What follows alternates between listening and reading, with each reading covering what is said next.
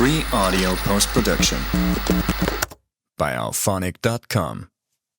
Hi everyone, I'm Brittany. Welcome to Randomness, where we talk about a little bit of everything, the deep, the weird, and the real. So take a breath, open your mind, and let's get into it. All right, guys, today we are talking about emotions. And that sounds, pretty broad, but I really want to get into something specific, how to actually manage your emotions in a healthy way, and also what happens when you go to the other extremes and stop feeling much at all. Because I think most of us fall somewhere on a spectrum. Either we feel everything very intensely and it's overwhelming, or we have been through enough that we've kind of shut down and gone numb. And both of those experiences are really common, and both deserve some attention. So let's start at the beginning. What are emotions actually for? And it sounds like a silly question, but really though, what are they for? I think a lot of people treat emotions like they're inconveniences, like they're just these messy, irrational things that get in the way of logic and good decision making. And that's a very common way to think about them. I mean, we were not taught a lot about our emotions, but emotions are actually incredibly useful. They're data. They are your body and your nervous system communicating with you about what's happening around you and inside of you. It's like fear tells you something might be dangerous. Anger tells you a boundary has been crossed. Sadness tells you something meaningful has been lost, and guilt tells you that your actions might be out of alignment with your values. And joy tells you that you're in the right place, doing the right thing. Emotions are signals. They're not the enemy, even though it may seem like it. The problem isn't that we have emotions. The problem is that most of us were never taught what to do with them. So a lot of us either react immediately without thinking.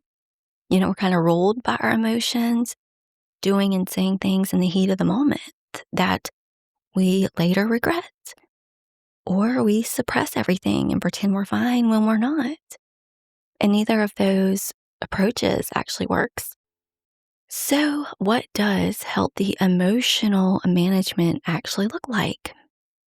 The first and probably most important step is just learning to pause. When you feel a strong emotion come up, before you react, just pause, take a breath, give yourself a second to actually register what you're feeling before you respond to it. This sounds so simple, but it is genuinely hard as hell, especially when you are triggered or upset, because your nervous system goes into reaction mode and your brain kind of bypasses the rational thinking part. That's why people say things in arguments that they immediately regret.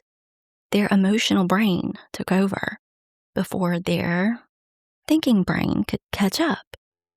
And that pause creates just enough space for your thinking brain to come back online. Even a few seconds makes a difference.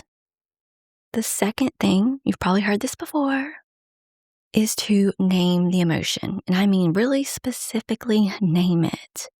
Not just I feel bad or I'm upset, but like, am I angry? Am I hurt? Am I embarrassed? Am I scared? Am I disappointed?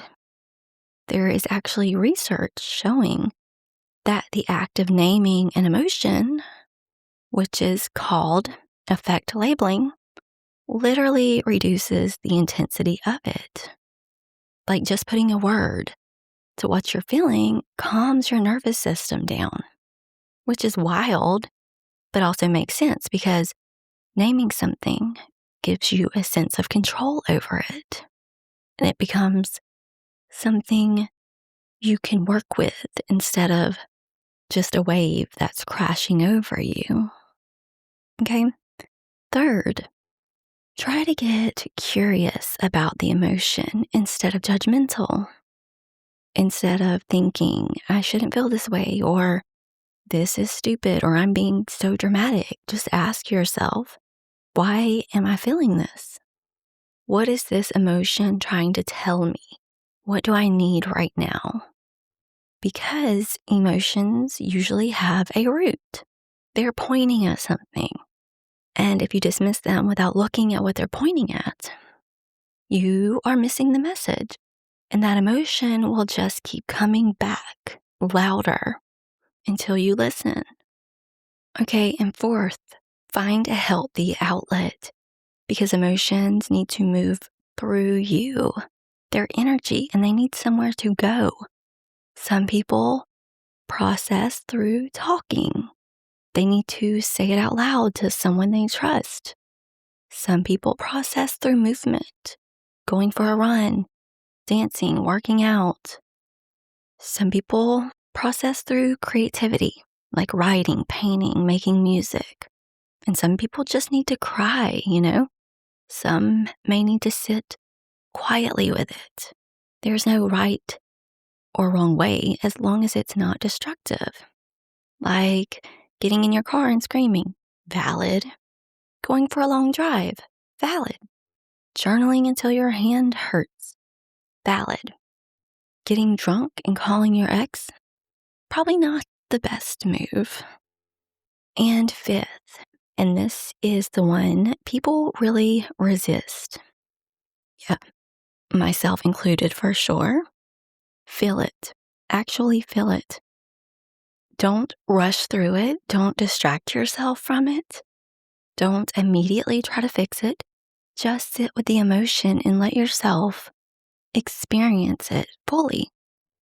Or emotions that are felt and processed move through you, and emotions that are suppressed, they get stuck. As emotions that are felt and processed move through you, emotions that are suppressed, they get stuck.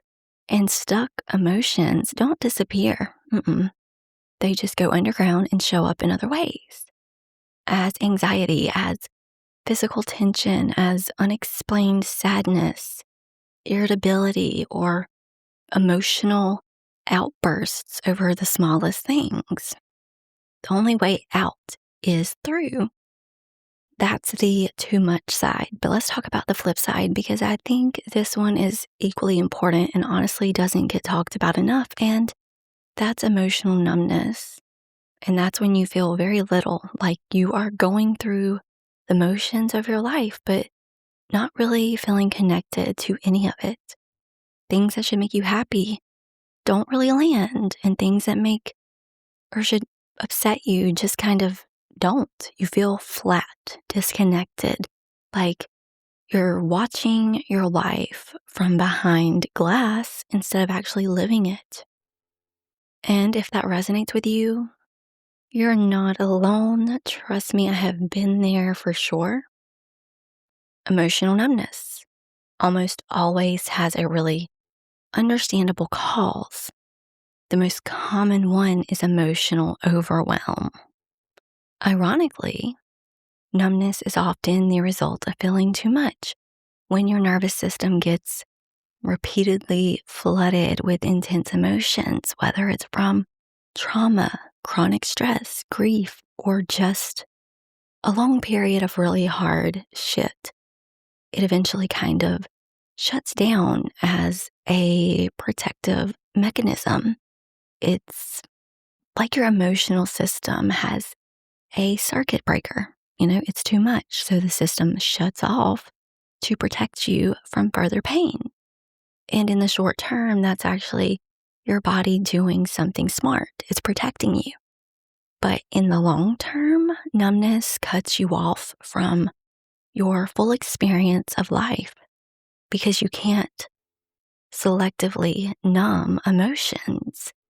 When you numb the painful stuff, you also numb the good stuff, the joy, the love, the excitement, the wonder. It all gets turned down.